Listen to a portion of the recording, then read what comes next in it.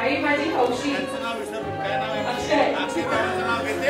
अक्षय नावाचं नाव घेते आमच्या लग्नाच्या दिवशी. आमच्या लग्नाच्या दिवशी.